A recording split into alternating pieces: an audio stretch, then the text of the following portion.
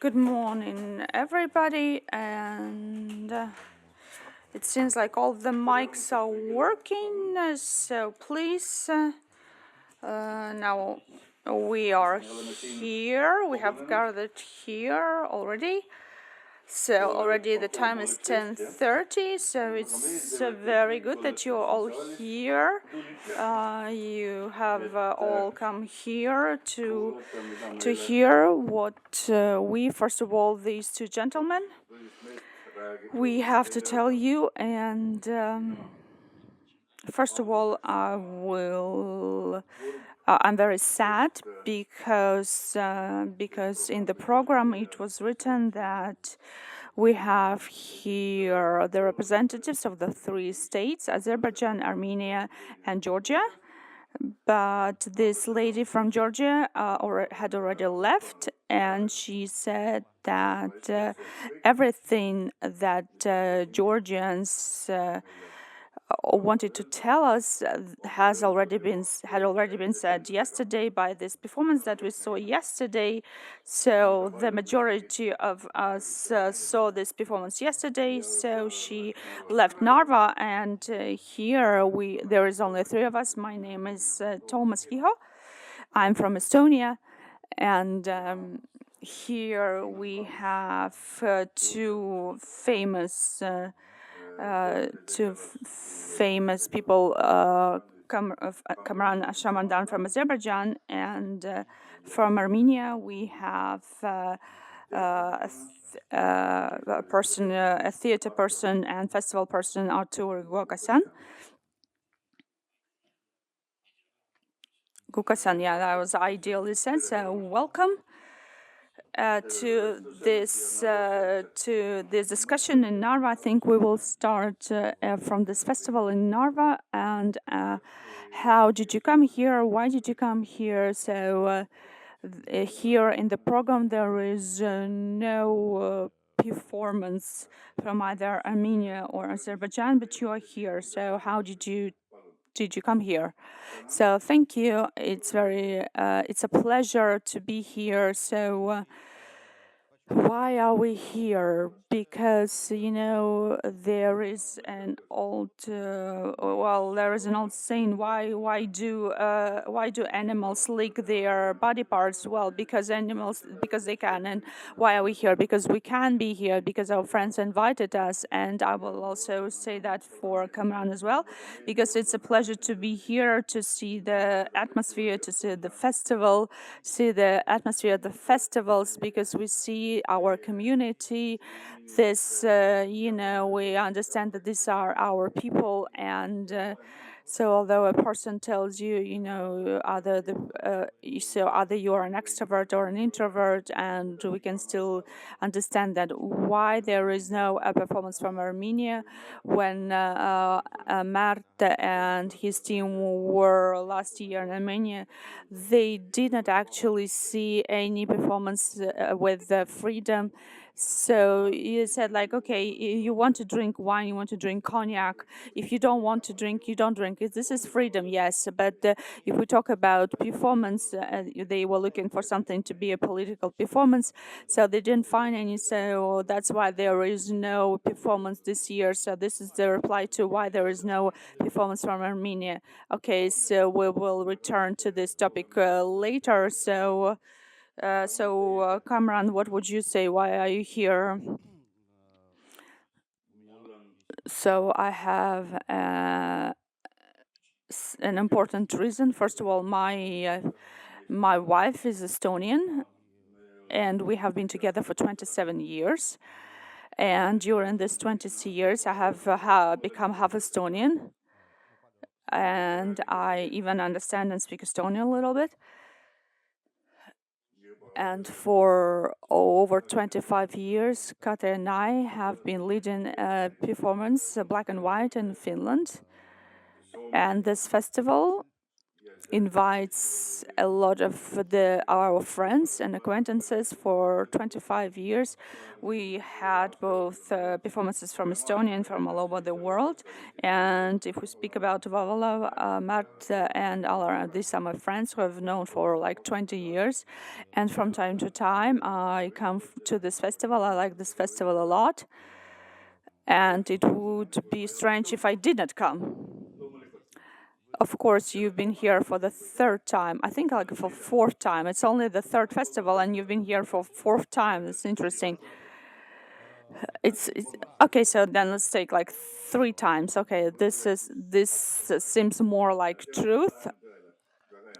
Okay, so you're here for the first time, all right. And in Narva, in general, you've been here for a lot of times. What about you? It's my first time in Narva, and second time in Estonia.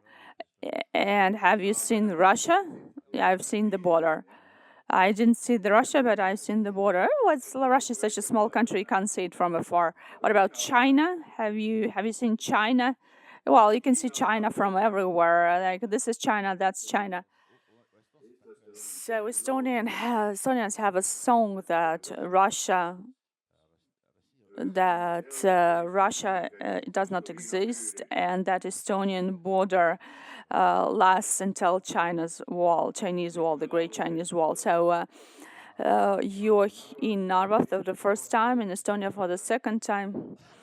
And I think that later we will talk about these performances that you've seen here. We will talk about them later.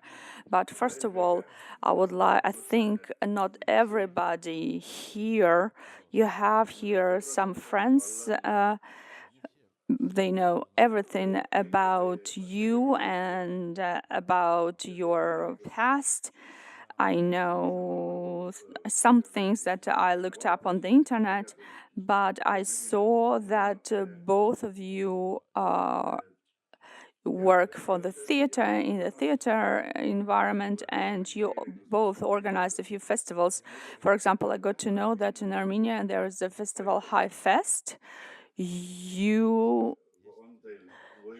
Now you have a possibility to talk about this festival, and not only about the program of this year, but all about the past, the story of this festival, how it developed, and how this program of your festival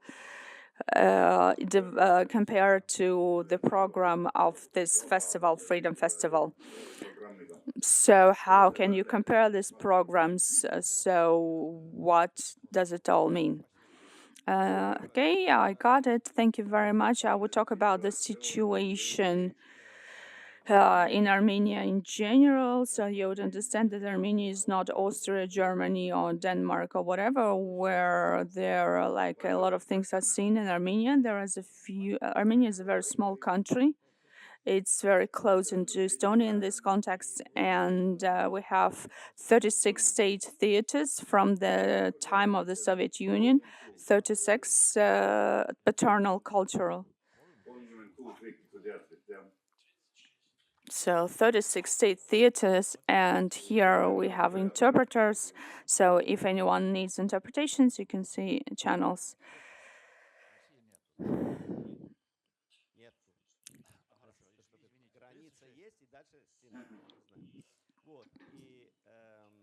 So there are 36 state theaters, 24 of them are like state theaters, and 12 of them are different theaters in state structures. So there are different regional, state, municipal theaters, and so on. Of course, it's a lot. There are bad theaters, there are very good theaters, so it's okay in this sense. But like lately, especially, there have been a lot of independent theaters, and people have started seeing theaters as the main. It's like their profession. It's not hobby. So you can actually work in the theater. You can earn money. You can go to festivals. You can invite colleagues. You can collaborate. So this is very good in this respect. And this is thanks to High Fest and other festivals, and that people have the possibilities. Мастер-классов, For example, have workshops. from different acknowledged people. This is also during High Fest. This is all developing, and this is also develops theater. So the feedback from all of that, this is apparent, and maybe around 20 independent theaters and around 6 new non-state platforms are there in Yerevan, and there are 5 platforms are outside Yerevan. They are not state ones, and this is even better because regions are not developed. Armenia is a small country. Yerevan is a big city. There are like over 1 million people living there, and everything is centralized. In this respect, this is very good. And we have a few festivals. We have one festival as outside Yerevan. And so we have niche festivals like Shakespeare Festival, who is a part of this network. We have a mono performance festival that's called Armono. That's like similar to High Fest. It's like 22 years old, and this year we're going to organize in October the 23rd High Festival. There's a city festival, and we also have a contemporary dance festival, which is called Summit, Summer Meet or whatever, and High Fest. So High Fest is a festival that's diverse in genres, and that's conducted during the first 10 days of October. We have the main program and free-range program, indoor and outdoor program, and we are members of all those networks.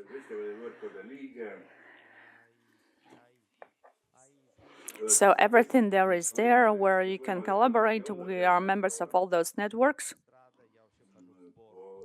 I'm a board of this network.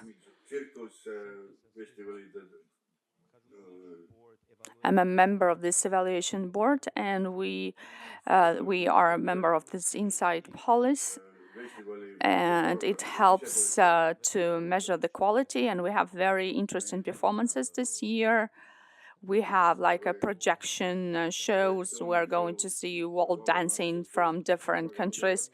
So maybe outdoor festival is going to be stronger than our indoor festival. How do we do all of that? Because we're geniuses.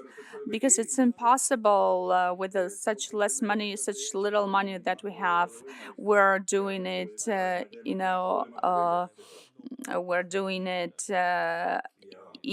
regardless of such little funding that we have. No, the only state money, we are the forefront festival, and the only state money that we are going to have from the government is 20,000 euros.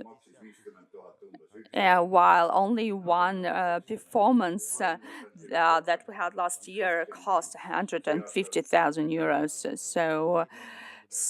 So actually, the state understands that the principle is if you have donor money, because I'm also I'm the leader of the Department of Art Management. So this money, when you have a sum of money from donor like 100 euro, and then you actually have another 100 euro for sponsor. It means that you are a very good manager, but we need to find not 100 euros, but like 800 euros so that we could make something happen. It's very difficult, even in New York, but in the country, which is so small, with such a small market, this is very difficult. So we need to do a lot of things, incredible things, so for example, that we could invite performances of the level that we need to fly to Munich. So, for example, if I'm said yes to in Yerevan and I'm promised 1,500 euros, 1,800 euros, but we need 18,000 euros. We need to fly to Munich and talk to them again. And we need to agree, and we need to do a lot of networking. I have a T-shirt that says networking, a king of networking. And this allows us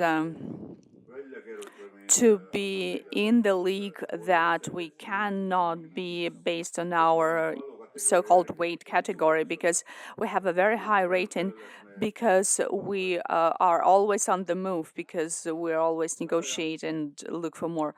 So this year it's going to be the 23rd High Fest, and this is an annual event. During COVID, we had an online festival, and we did different projections on buildings. We talked like the fifth theater is going to visit you, and we did projections, for example, in suburbs, and we did in Yerevan, and that's international festival and has always been.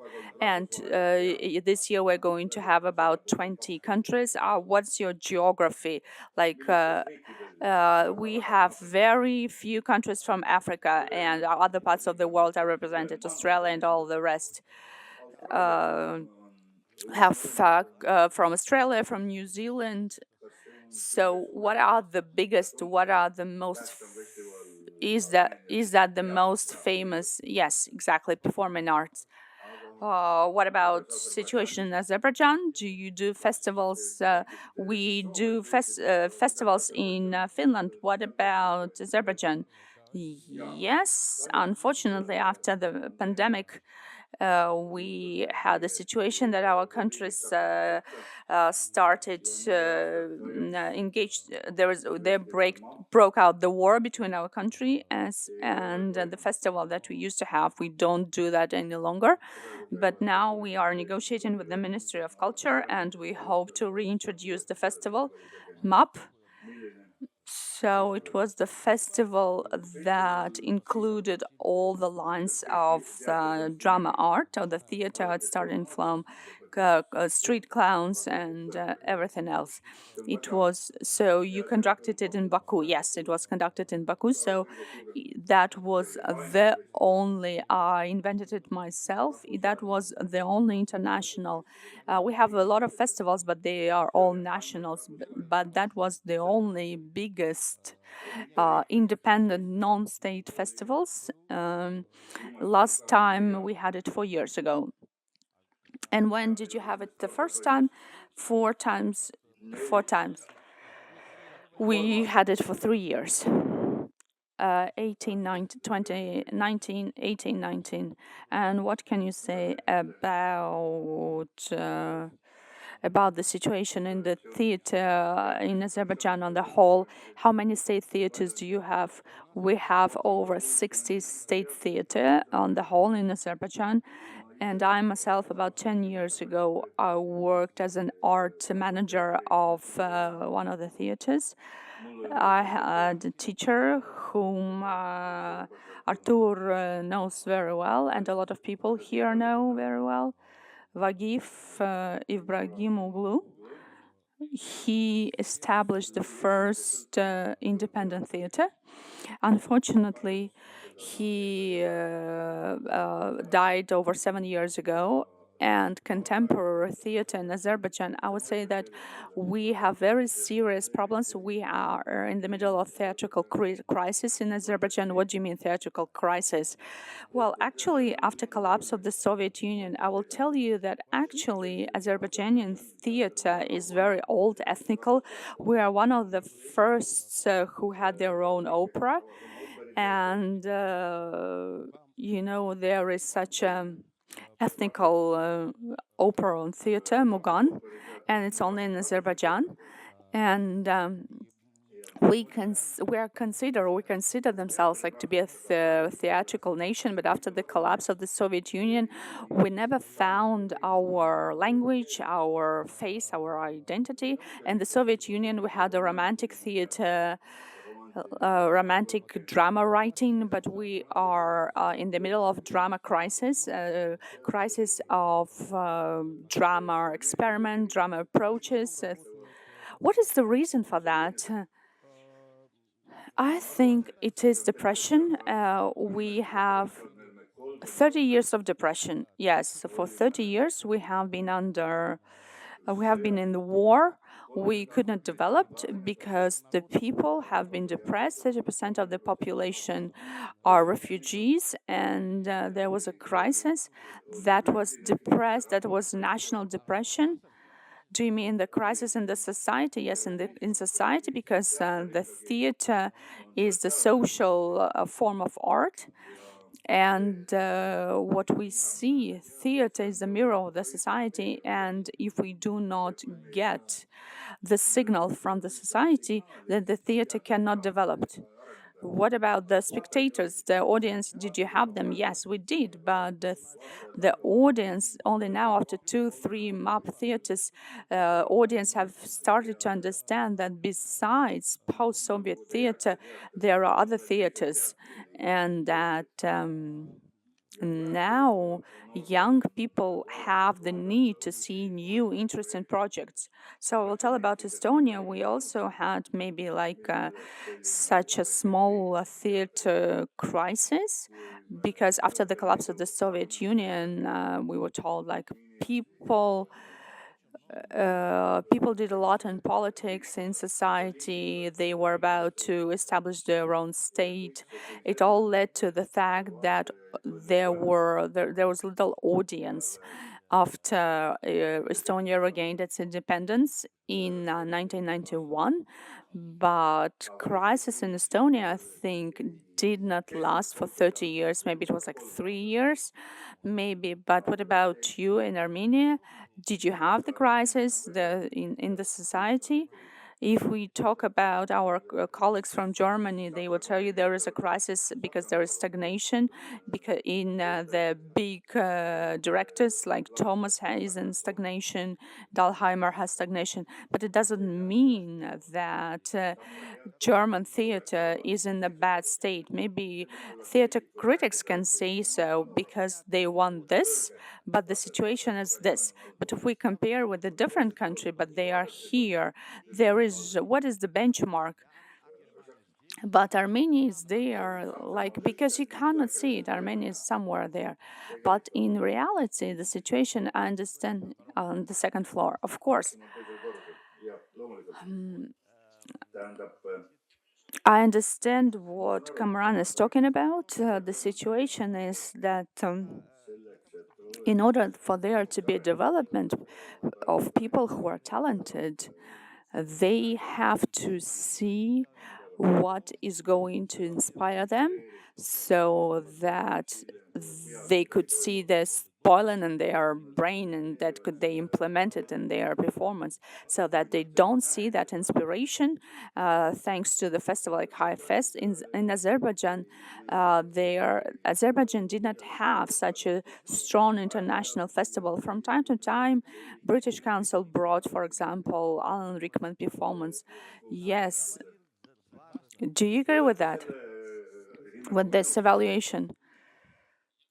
I would say such a thing that we tried to create a big festival. We have possibilities, financial possibilities, and we have the wish, so we have the audience wish, but the crisis does not only depend from people who are in the theater, from the theater community. First of all, the audience has to raise those questions. Unfortunately, nowadays we have problems with the freedom of speech, with the new modern playwriting. So you means that there is the problem of the theater with this freedom of speech, because it's very difficult to write, to write interesting plays, or to have interesting, to stage interesting performances. But as you evaluate the situation in Armenia, well, actually, so I will say it. How theater in Armenia, the first mention about theater in Armenia is the first century before Christ, not because Greeks restored in Armenia, because Greeks came because there was such a situation, because one of the kings liked theater. Somebody liked theater, somebody likes parachutes, somebody liked theater. And people were lucky, and this person decided, let's invite Greeks. Greeks invited with their theater, they showed the performance, and Armenians decided to build their theater, and there is evidence that there were some plays staged, and there were some actors, and then there is evidence, and then Romans came and they destroyed everything, and no theater for 1,800 years, because the society was not ready, nobody was ready. So this is such a king's theater, somebody's person's wish. So when people are ready and they are decisive, and then there is time that is needed, and then Constantinople and Tiflis in Armenia, this theater appeared because when there were people, a lot of Armenians, there was a lot of educated people, middle class, they were ready to pay. So again, we had a lot of audience and a possibility, and then there were people who studied somewhere, and again, there was a Franco-Italian theater, French theater, and based in Constantinople, and based on Russian theater who was in Tiflis, and that was the development. And then not in Yerevan, not on the territory of contemporary Armenia, it was actually until the beginning of the Soviet Union. So basically, when we talk about development, something has to ripe, and the type of the theater that we understand as theater was developed at the beginning of the 17th century in England. This is the theater that we understand, that's front of the house. Then there are different services like selling of tickets. This system was developed in England. So if this is what we understand as theater, so somebody has to start, somebody has to set the example. And then if we try to do something artificial in the country, we have to set the conditions so that something is born. If there are some people as Kamran, not only him alone, but then there are people who are going to do that. And these people have a possibility, not like knock, knock, knock, there is a minister, and so they are going to give us money to do something. There are people who know how to do that. And then the freedom of speech is also important, absolutely. But again, of course, it's compulsory that it is necessary. But again, what is speech of freedom wasn't there. If the theater was bad, the theater was good. And then people were trying, using Aesop's language, were trying to say what they could not say. Okay, I understood that the problem of Azerbaijan theater now is, one of the problem is that there is no freedom of speech. But there is no such a problem in Armenia. Okay, there is less of that. I would not say that everything is built on the freedom of speech, because, as my colleague said, the person who wants to say something will find a way to say it. The problem is in the playwrights. The crisis is in the playwrights. We don't have young playwrights. We have a very good school, independent school.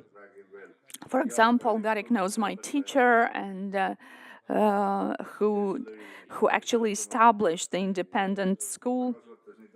He taught the playwrights and directors. Most of his students are now leading independent theaters, but unfortunately, everything starts with playwrights. If there is no playwrights, then theater will not develop. And we are in the middle of the crisis with the playwrights. If there is no freedom of speech, then there is no playwrights. What about playwrights in Armenia? You say everything correctly, but again, what about contemporary playwrights in Armenia? Of course, thanks to us, I always praise myself, but again, people don't understand what new writing is. They think that this is not that when people write something at the moment, people do not understand. It's not like they don't have a talent, but they do not understand. We tell them, okay, we brought you people from Laurel Court, board. We brought you people from laboratory, theater laboratory, and different theaters. Then we brought you people from Germany. Okay, so wow. And people started writing. Somebody wrote correctly, somebody was sent there to write. And now what about site-specific? Okay, so then they had a seminar that was on the topic, and then our theater so immersively. So now we have immersive weddings. So that's how people. What about street theater, outdoor theater? So all of those. So it's not like those three sisters, and so it's not the outdoor theater if you take the classic theater into the streets. So this is integration with the spectator. So now this is how you do it. And so if the person doesn't have a talent, they will not understand. But talented people, they are like sponges. They take all these new ideas and they start writing new things. 80% of people who buy tickets, they do not understand. They understand the simplest thing. They understand the actions, because Shakespeare will always be more popular than Chekhov because there is action. But because drama theater is more comprehensible because people talk there, 5% of spectators only understand everything that the theater wanted to say. What do you think? How many people understand here what we're taking? These are professionals. These are our colleagues. I hope 92. I think we have about 100 people. So there are like 8 fools here. Okay, I'm sorry. What about playwrights, contemporary playwrights? So we have a lot, and it is translated. The problem is when we actually don't do that for grants, for foreign grants. So when we have some kind of bureaucracy, and then we started translating some things. When you want to translate these people, it's like when they start like the bureaucracy, and then officials starts asking questions. Okay, this is about same-sex relationship, abortion, sex. What kind of place are these? Do you want the state to sponsor those? This play actually won some kind of prize. Well, actually, professionals considered it to be very good, but there are no buts in this situation. So that is the problem.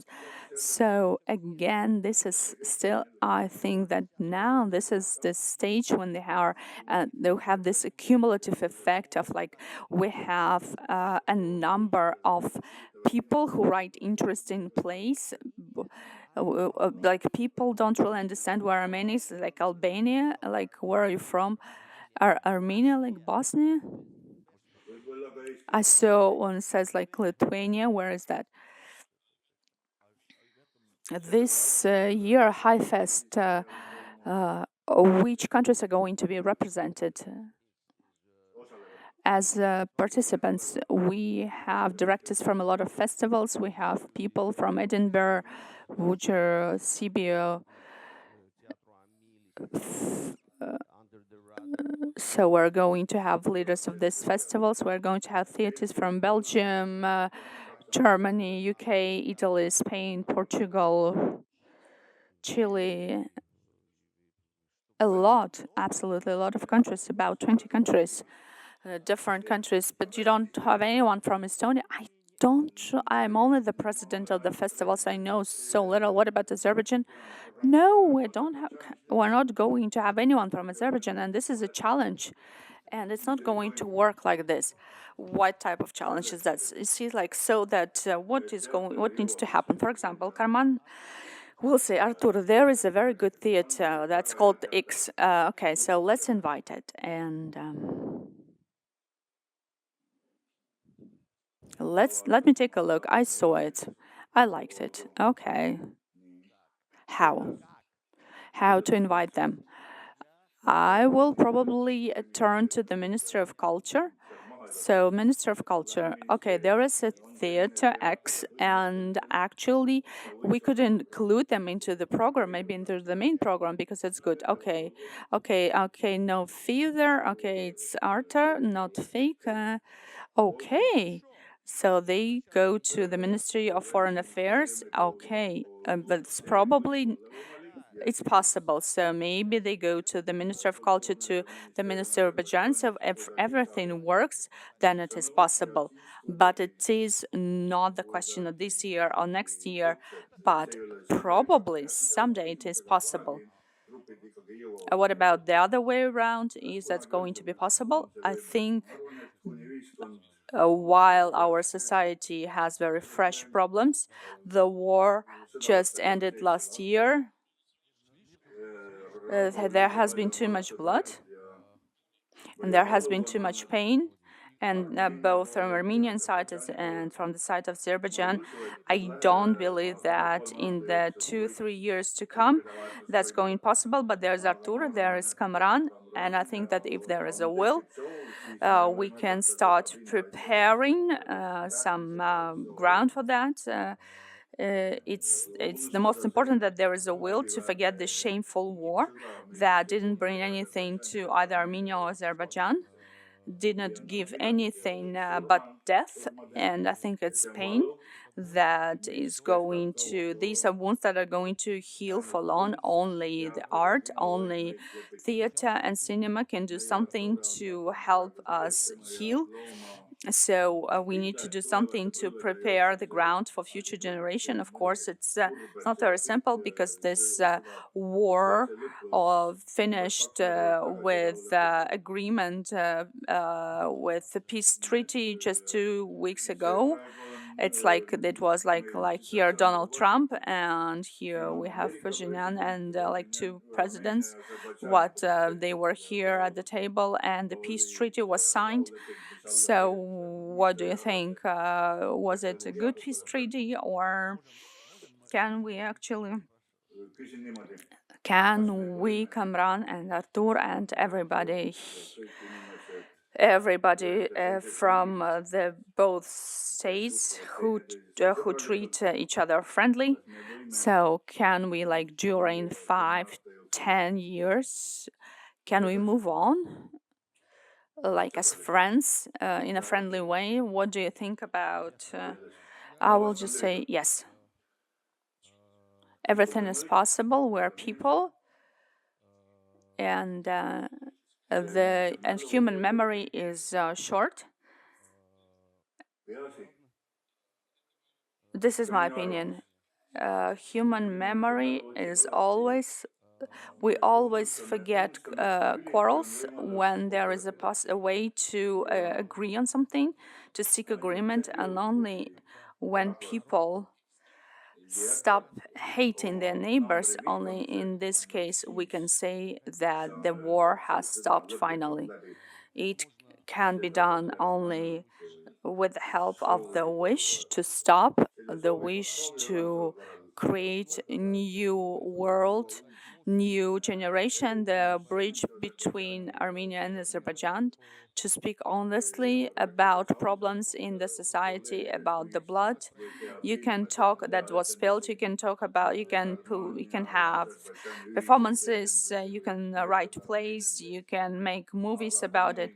But before we heal it, before we erase it from our memory, there will not be peace. What do you think? What do you think, Artur? Is he telling the truth? He always tells the truth. This is how we call him, Kamran, the fighter for the truth. Do you agree? Yes, of course. Like, well, we are the people of culture and cultural policy that we can talk about, but just not politicians. But I know that all of the improvements and any movements are only through culture. It has always been this way, whatever happens. Everything starts through culture, through education, and because politicians, okay, they sat down, They signed it, then it's ratified. Trump wants the Nobel Peace Prize, and then he will do everything to receive that prize, and he will forget what Armenia is and will confuse it with Bosnia, whatever.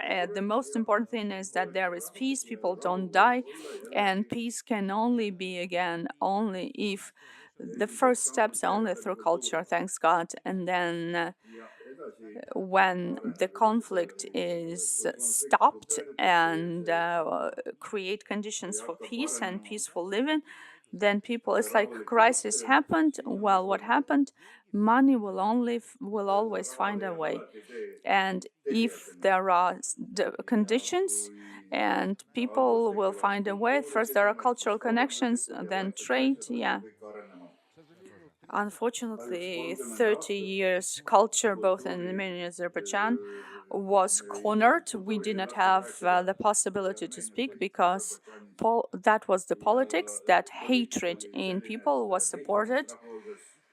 Yes, if we are from Estonia, from Europe, if we looked at this war and we felt compassion for the people, and when there were news from the U.S. when your presidents signed the peace treaty, I was thinking that that is a big step forward.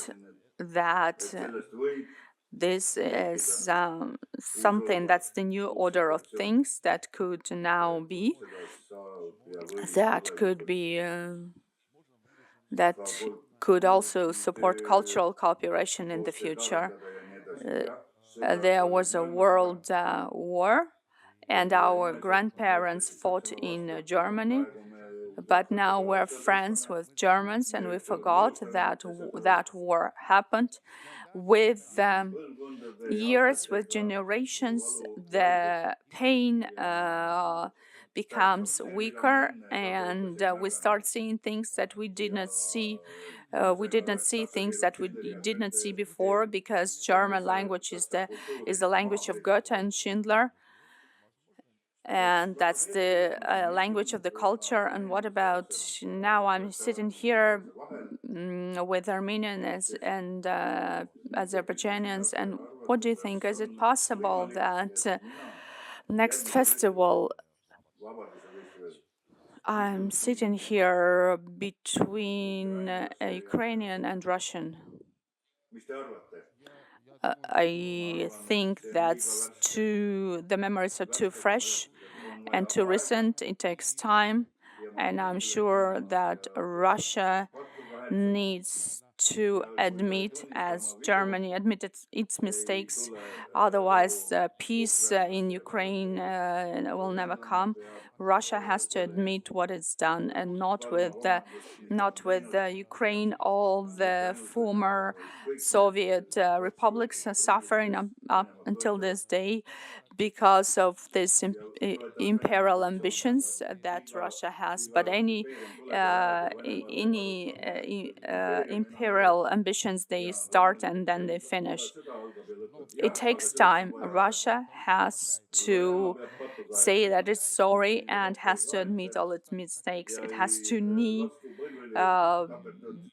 before the people who lost their members of their families, who lost their homes. Would you like to add anything? I think that here, so that if Russia representatives would be here, this is not for us to decide. This is the question to organize, and we are not the ones to answer these questions. Of course, it would be good. Of course, it would be good, but how? For me, this is impossible. I don't see that. Not next year, not the year after that, but actually, we all have to do so that there are no wars happening, so that would stop now, so that afterwards, one day, that would happen. I'm not talking about now, but before the war in Gaza, during High Fest, first half, we had people from Iran and Israel. People were sitting next to each other. Actually, we had it, if Kadri remembers, and in Finland, we have representatives from theater company in Iran and Israel. They sit and sauna, drinking beer together and talking. And there was even a love story between Jews and people and Iranians. I think two times. I think that culture. She counted. Can you imagine that she counted? Yeah, she is the boss. Let's get back to the theater and to festivals. Thank you for this conversation about politics, about global problems in Ukraine and Russia and your countries. Let's get back to the theater.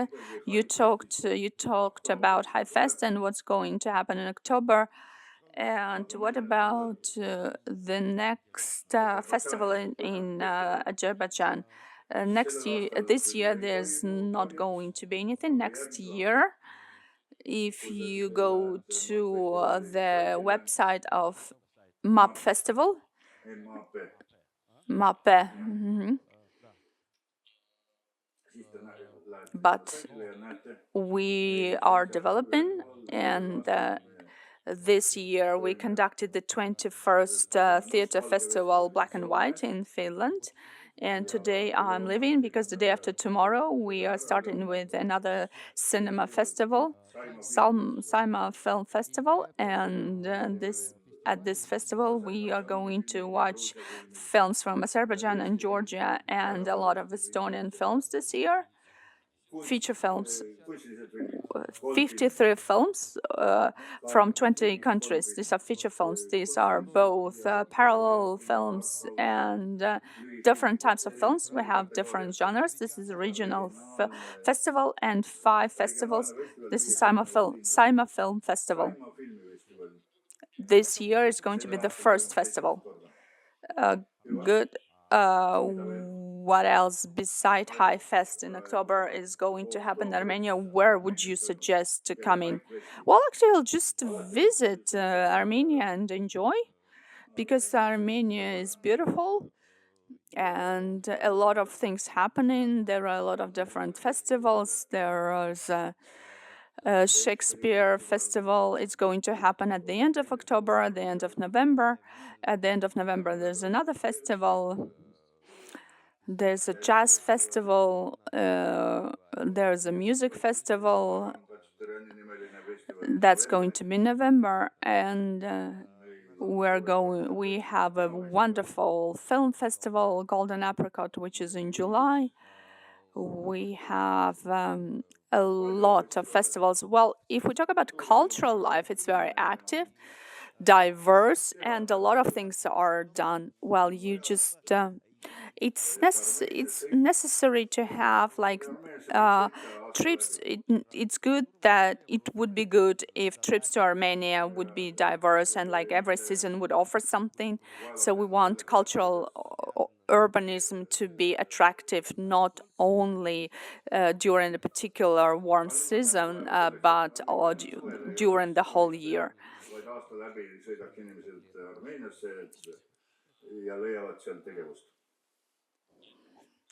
I think we have about 10 minutes.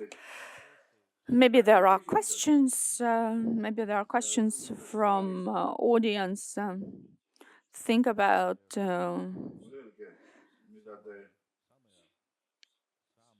And think about, please, what would you like to finish our discussion with? Is it on?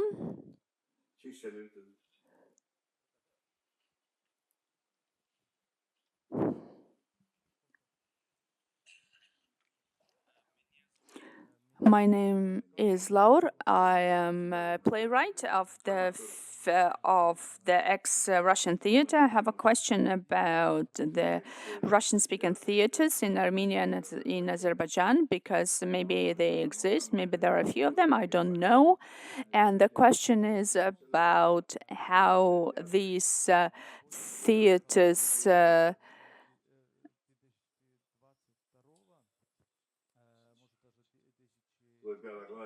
see their role after 2014, after 2022. And because I suggest that there are state theaters, so maybe there is a state Armenian theater, state Azerbaijani theater, and I guess there are a lot of people in Armenia and in Azerbaijan that for whom their home language is Russian. Probably that's the case. So yeah, I understand. Thank you. So how do these theaters seem? Well, in Azerbaijan there is Russian theater, so it's just called Russian Drama Theater, and it is still working. It still exists in Baku. I'm not sure about its future. I do not believe that this theater will exist for long because we have serious problems with Russia. The new generation is English speaking, and the young people don't speak Russian. I am the last generation of Russian speakers. Our children don't speak English or Turkish. And Azerbaijani language is the old Turkish language. What about Armenia? Well, Russian theaters, this is a very good question, Laura. Thank you very much. Russian theaters in post-Soviet republics, they are very provincial. Maybe only in Central Asia they are better, or Estonian, but they have all. It has also always been this way because on the one hand they are representatives of very strong theaters because Russian theaters has been very strong. Now it's of course now it's cancelled, but at the same time they are like the smell and all of these theaters is the same. You see the photos of these actors on the stage. We have one of these of such theaters. Well, in Armenia, 98% of population are Armenians, and this is a mono-national state. It's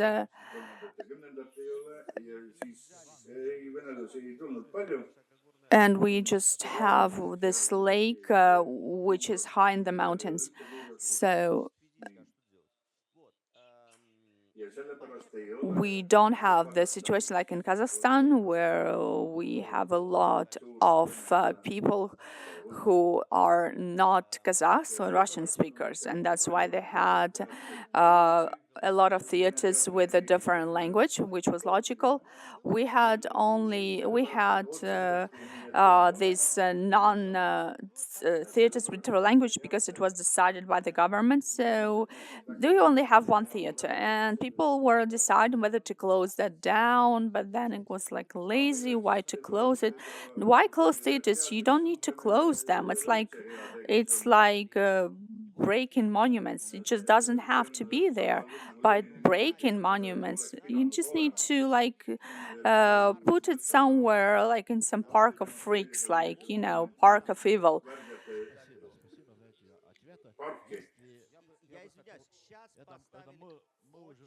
Now in this theater there is a good director, and this theater is developing very well.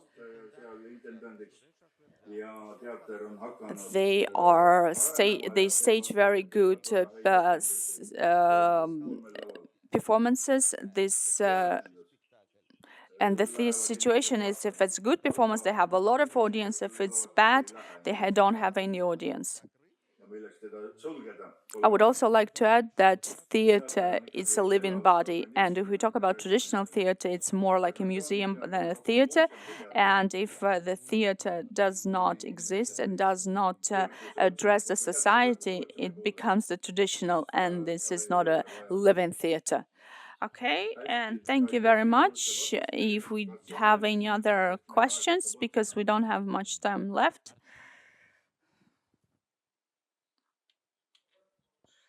Kamran, I have a question to you. How many private theaters are in Azerbaijan, and what's the situation? Unfortunately, there are a few of them. I think maybe like 10 or 12.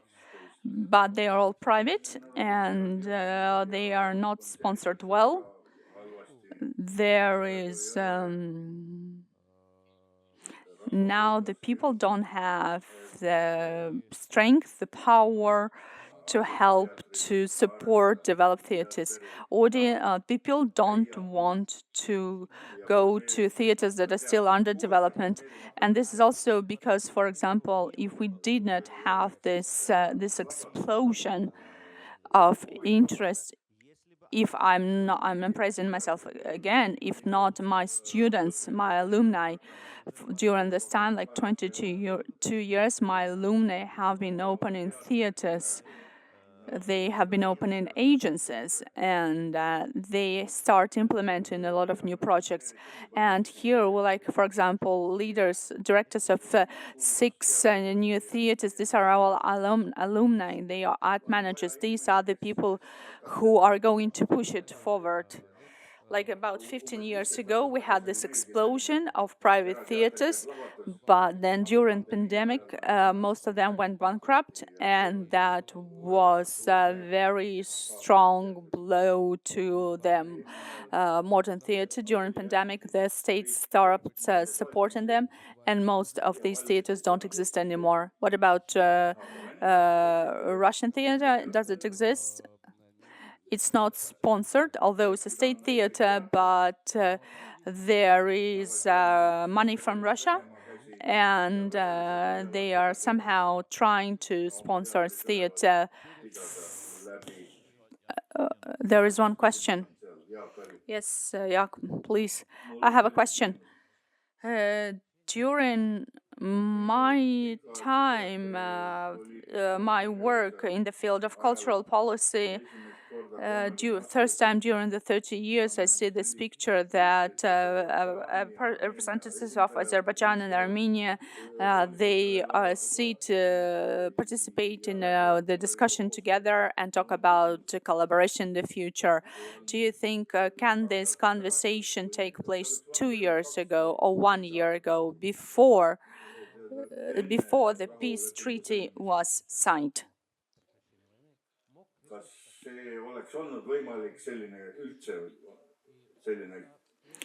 You are both highly educated and highly cultural people. What do you think? What should go first, politics or culture? I have known Artur for maybe like 10 years, and we have always talked to him in the language of culture. We have always been friendly to each other, but before cannon stop shooting and before politics agree, before that, art will always be cornered and art's mouth will always be closed. It's very difficult to do before politicians agree first. You know, it's I hate this word patriotism. When it is the war, every second person has to says you have to be the patriots of your country, and the whole society actually cannot say what they really think, because there's a word patriot and there's a word war, and unless the war stops, before cannons stop shooting, muses are silent. I think that if we were here 3 years ago, we would still talk, and one thing is what, the other thing is how. If organizers wanted us to be, we would still talk. We would saw each other, would hug each other. I understand what you mean, but the question here is, first of all, this peace treaty is just what the Trump what Trump wants, let it. It has not been ratified. It's just a possibility for everything to be settled. I am for that, million times for that. I'm not talking about that that those who have been politically imprisoned, they are freed, and we're not talking. We're talking about a different thing. There are no decision made by politicians is going to influence our wish to communicate or our wish to talk about our countries or about theater, about peace. This is not like that, but when politicians actually get engaged and start wanting the things that everybody else wants, it actually helps so that politicians become humans. I think that starting from the reply to your colleague, I think this is the most valuable what we have had today, that we didn't talk only about theater and culture, that we also talked about politics and about this horrible war, and that we were able publicly to discuss all the topics freely and in a friendly way. Are there any other questions? If not, then I will. Okay.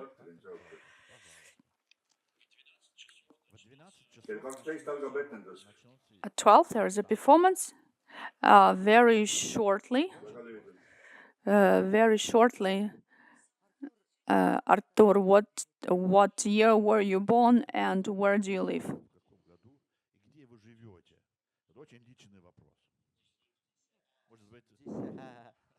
10th of March 1972 in Yerevan, and I live in Yerevan.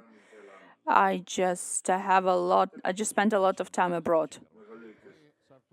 I was also born in 1972, 29th September in Baku. And where do you live? I live in Finland. Are there any other questions?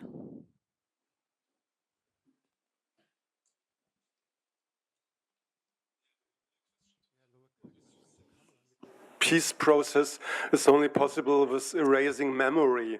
When we look to theater, it's a memory-based art. How can, in a peace process, on the condition of erasing memory, a memory-based art can play a role? Вы понимали? Ну, почти. Почти.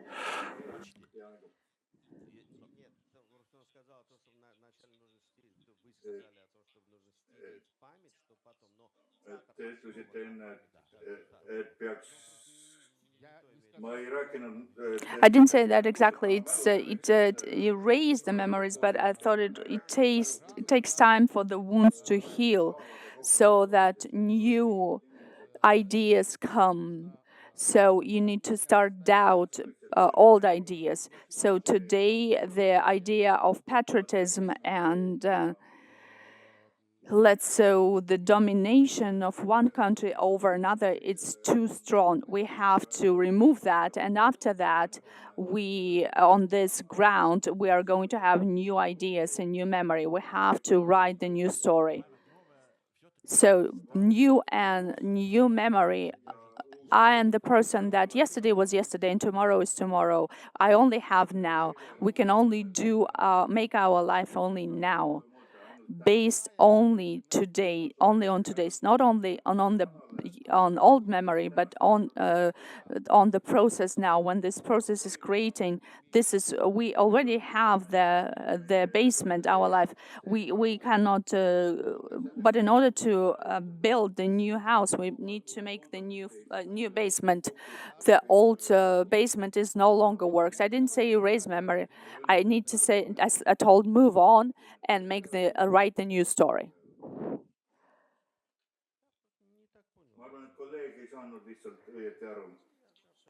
I think it's just that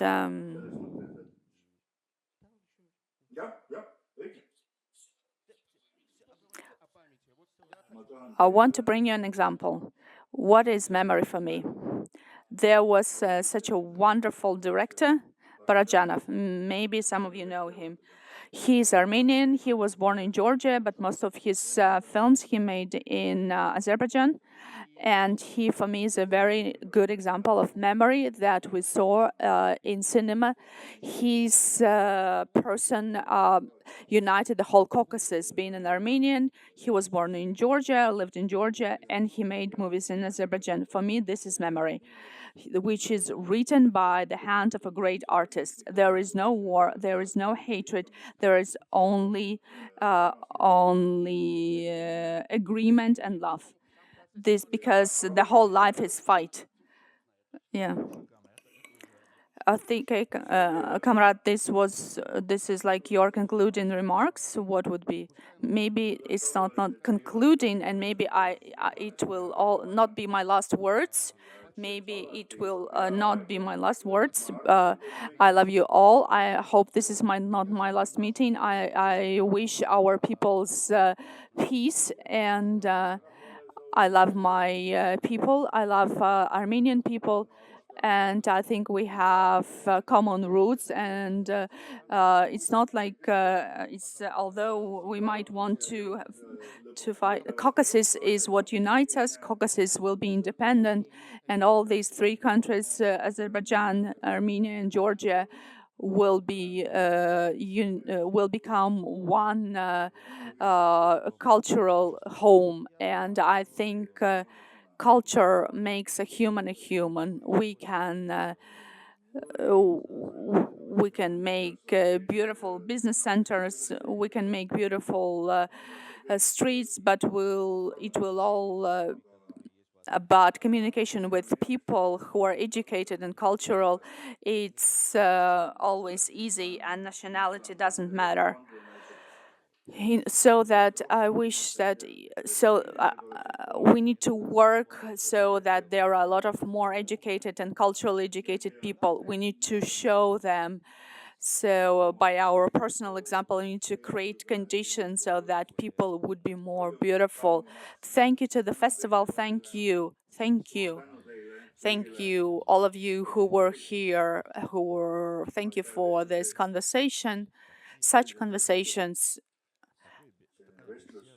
this is the conversation which ends with such words.